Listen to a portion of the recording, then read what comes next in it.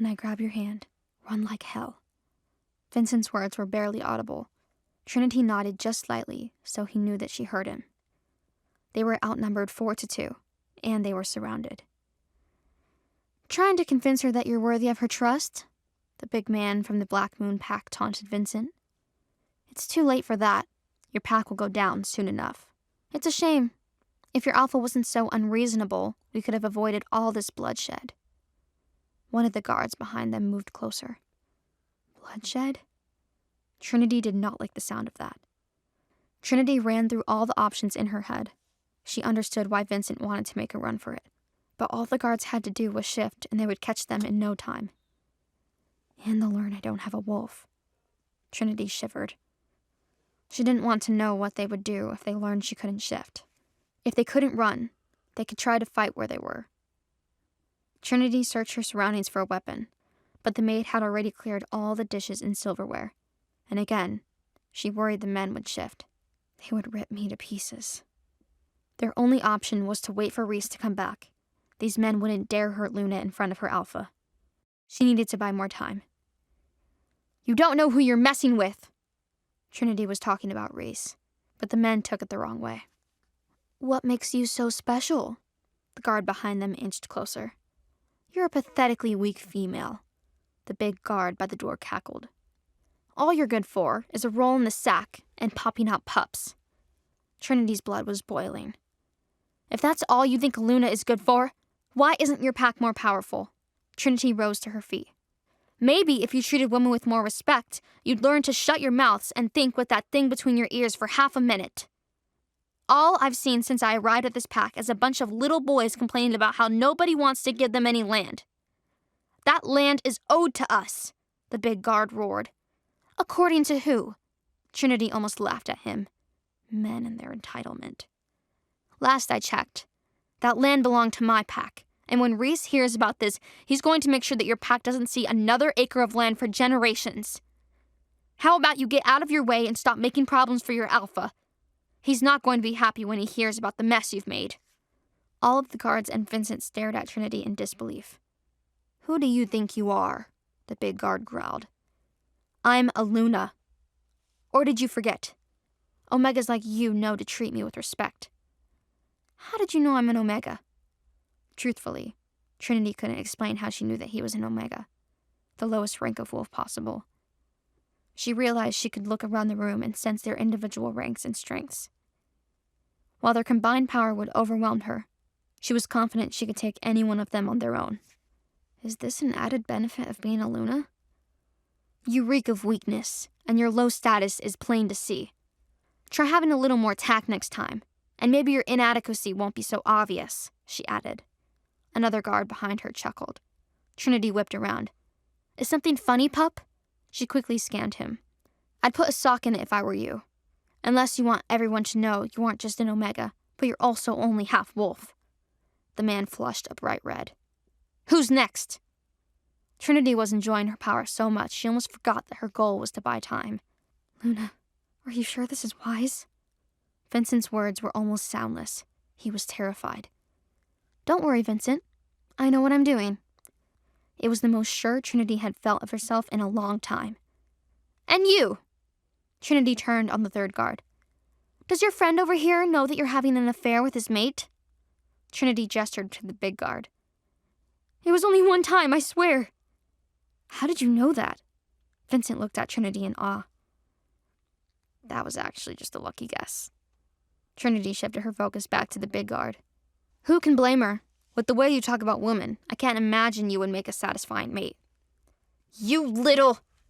I wouldn't finish that sentence if I were you.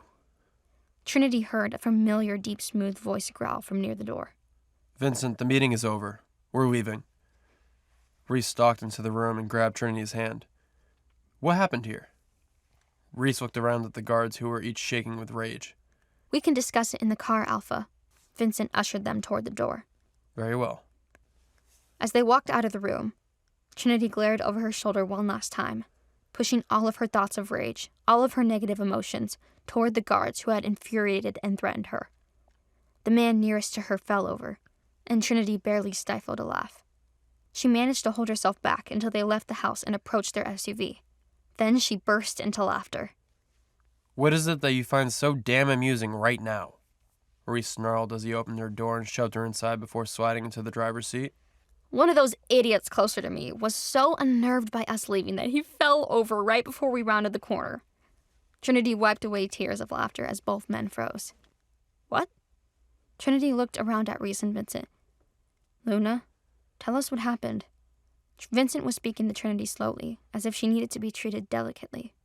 I'm serious. The last thing I saw was that guard, the big Omega who didn't know how to shut his mouth, fall to the ground. He wasn't even moving.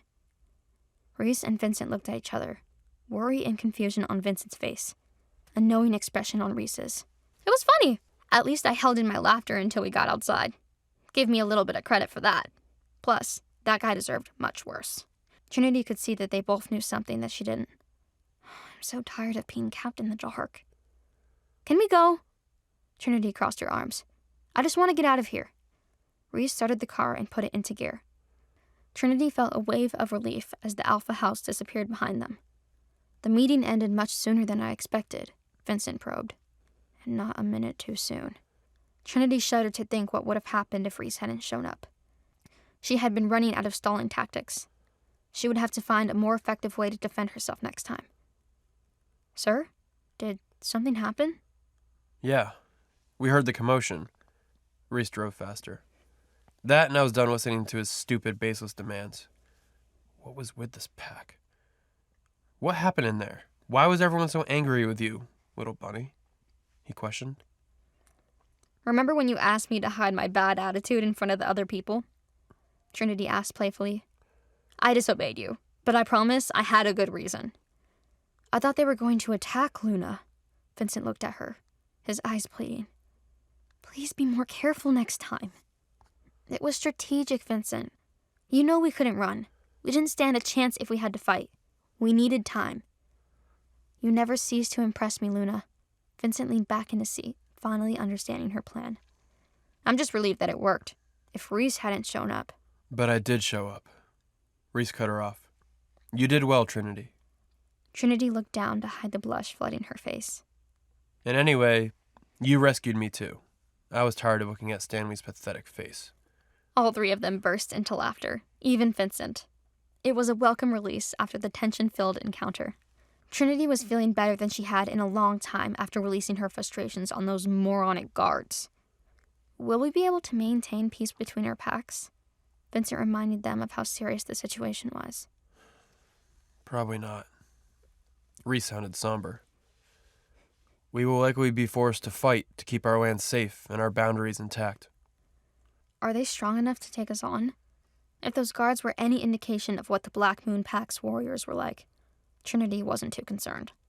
If it were just our pack against theirs, they might stand a chance. Maybe. Reese drifted into thought for a moment.